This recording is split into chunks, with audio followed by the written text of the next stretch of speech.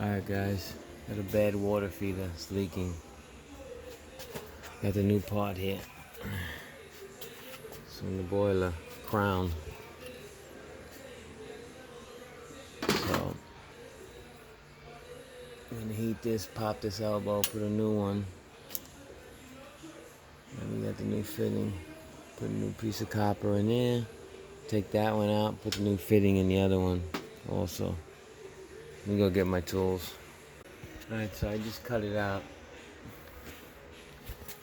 The hacksaw. Old one's there. Now I'll heat this fitting. Grab with pliers, pull it out, clean the inside. Clean it up, and then this one I'll just pull this elbow off, get a new elbow on there. This is how I do it. Put the pipe dope on there. I make the fitting first, so you can see the other side. Because I don't want to solder on this, the valve, and mess it up. The pipe dope on there with Teflon.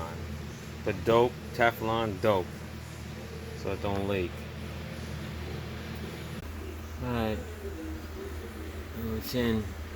No leaks. Let's turn it on. There it is, it's working. Tag on it. When it was installed.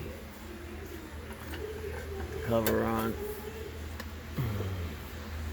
Tighten it up, done deal. That's how you put a water feeder in.